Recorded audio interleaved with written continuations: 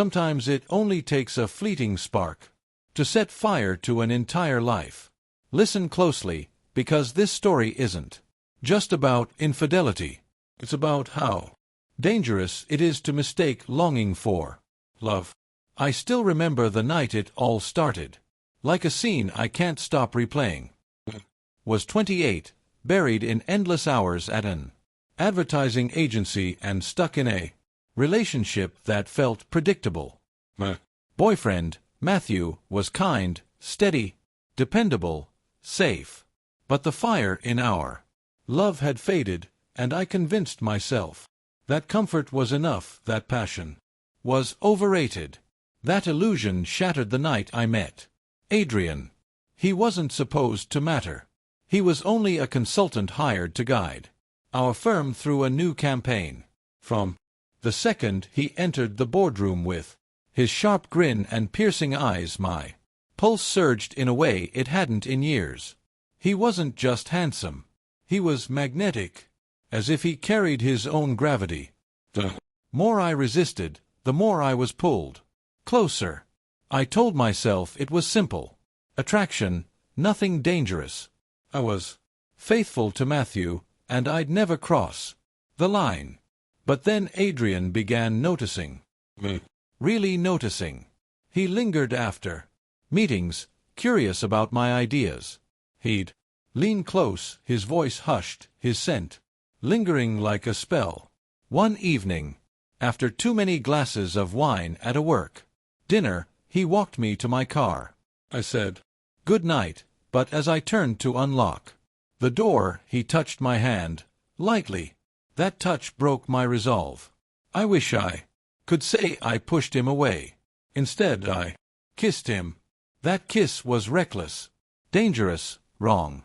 But it also woke something inside me I thought was gone. Suddenly, I felt alive, wanted, burning. It was a feeling I couldn't release. And I didn't. Adrian and I began an affair. We swore it was only physical, that it meant nothing. We met in hotels, in his apartment, once even at the office after midnight. Every time I swore it was the last, and every time I returned. Meanwhile, Matthew was at home, cooking dinner, asking about my day, trusting me completely. His gentleness became a mirror reflecting my guilt. Snapped at him without cause, made excuses to stay late, avoided his eyes, because I couldn't bear the purity in them. Yet I couldn't let Adrian go, because with him it wasn't just lust, it was obsession. He made me feel like the only woman alive, like he could see straight through me. He whispered things that made me believe he needed me as desperately as I needed him. I told myself this was true love, that maybe I had settled with Matthew. But I knew better. The cracks appeared within months. Adrian would cancel plans, vanish for days. Pretended he was busy, but doubt gnawed at me. When I pressed him, he'd flash that charming smile and say, "You're imagining things." And I forgave him every time. Still, unease grew. I had gambled everything, my relationship, my reputation, even my career, for a man I barely knew outside our stolen hours. One night, after yet another argument with Matthew about my distance, I stormed out and drove straight to Adrian's. Wanted reassurance, proof I wasn't destroying my life for nothing. But what I found was something else. A woman sat in his living room. She wasn't a stranger. She was his fiancée. My chest dropped as she introduced herself with a smile, clearly unaware of me. And Adrian just stood frozen, his mask slipping for the first time. In that instant, the truth crushed me. I wasn't special. Wasn't his only. I was a secret. Just another woman he deceived. I fled before either could speak. My hands shook so hard I could barely drive. My chest ached, my throat burned, and reality cut deeper than I thought possible. I had destroyed the man who loved me for one, who never cared. But here's the cruelest part. Even then, I couldn't let Adrian go. The days after blurred with shame and withdrawal.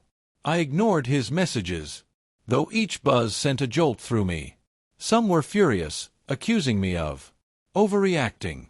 Others were tender, begging me to understand, promising he'd work it out. But there was nothing left to fix. He had chosen her long before he chose me. At home, Matthew sensed my distance.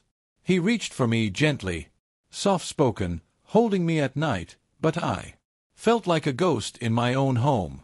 Every act of kindness twisted deeper into my guilt. The lies became suffocating until I couldn't carry them anymore. So one evening, I confessed. The words spilled out jagged and broken across our living room.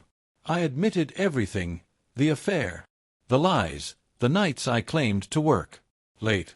At first, Matthew sat frozen, blank as if he couldn't process it. Then his hands trembled, tears filling eyes I'd never seen cry.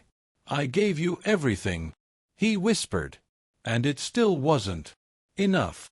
I wanted to tell him it wasn't about him, that it was me, my weakness, my selfishness. But the words stuck, because the truth was harsher. I had chosen desire over devotion. I had shattered something pure for a fantasy. Matthew didn't scream or curse.